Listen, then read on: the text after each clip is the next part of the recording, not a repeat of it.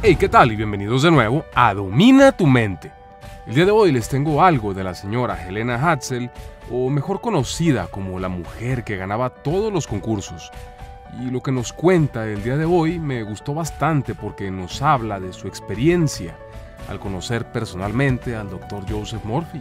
Y también nos relata una de las manifestaciones de él y su perspectiva de cómo es que funciona la conexión de nuestras mentes. What do you mean by personalities you want to communicate with? There were a number. Well, for instance, I read about Norman Vincent Peale, Power of Positive Thinking. I was very impressed with his book. In fact, he was the one instrumental in me getting started. When I first read his book, The Power of Positive Thinking, is what he said: you can have anything you want, provided you know what it is, and see yourself as already having it. And when I read that, and of course that's in my book, the Name It and Claim It game, and I gave him credit. And I thought, well, maybe I'd like to meet him someday. Well, it didn't happen that I met him personally, but he contacted me, and he would write articles about me in the various magazines about my using his principles. And then there was a young priest, Dr. Joseph Murphy. And Dr. Murphy was a Catholic priest in California, and I think became disillusioned with all of the ritual, the priestcraft, and the things that he had was limited. And he asked for a sabbatical. And when he was on this sabbatical, he sat in a chair and he decided what he wanted. He wanted a 3-story house. He wanted it secluded. He wanted on the 2nd floor, he wanted a room where he could tape. He thought it was very, very important to tape, for P-taping it's called, personal taping, that's very, very, very successful now, programming. And the church did not allow that, and this is the reason he backed off and wanted to do his own thing. Okay, he was limited on funds because there were no funds available, but fortunately, one of his parishioners had a radio station and asked him to do a thought for the day. What is love, compassion, etc., and paid him a nominal fee. And Murphy said he used to put hot water in ketchup as for tomato soup. Just sitting in this chair, visualizing this place. And one day, it was about a month later, knock on the door, an attorney, "Are you Joseph?" "Yes." And he said, "One of my clients has passed away and you've inherited her entire estate. Come see what you have." So Murphy gets in the car and they go up to the Hollywood Hills and this fabulous place, and he walks in the door and everything he imagined was there. And then he asked the attorney, "Does there happen to be a room upstairs with taping equipment?"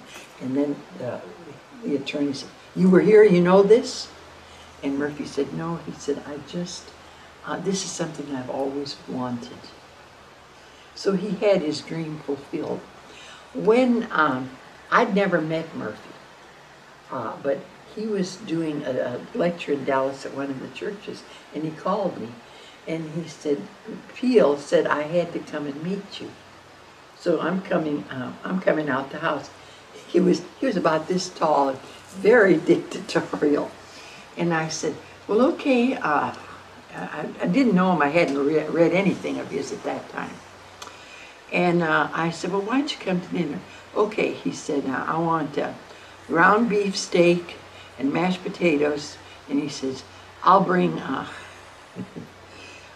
the wine, not the wine, but he brought something else.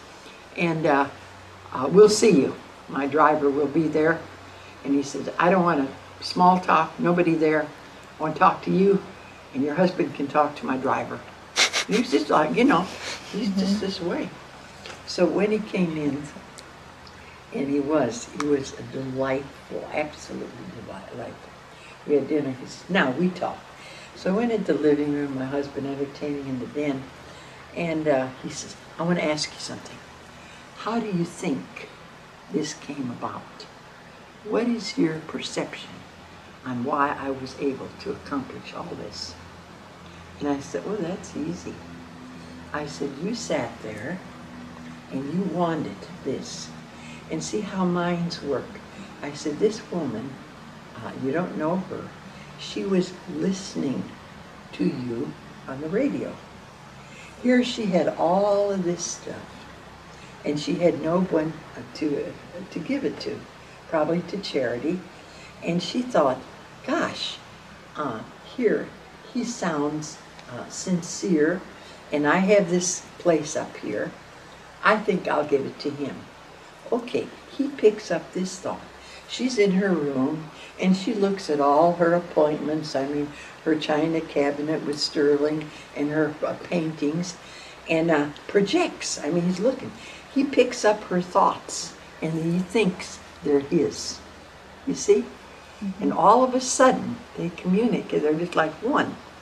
And now he's aware, because when he walked in that house, it was familiar.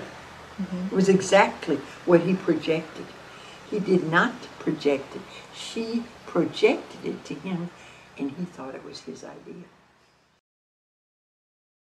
Bueno, pues primero que nada, mil gracias por llegar hasta aquí. Espero que hayas disfrutado mucho de esta entrevista. Recuerda que esta entrevista la hizo Vishen Lakiani hace algunos años ya, pero en esta ocasión él no sale a cuadro, ¿no? Y hoy te quiero contar rápidamente una de las razones por las cuales me gustó tanto esta entrevista y por qué me identifico con lo que nos cuenta la señora Helene.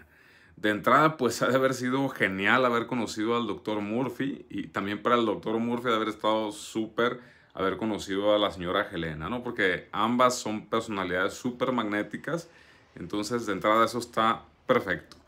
Y la otra es que esto que nos cuenta de cómo el Dr. Murphy manifestó su casa y esta habitación que él quería para grabar su subconsciente, para hacer sus grabaciones, me identifiqué muchísimo porque les voy a platicar algo que nunca les he contado, ¿no?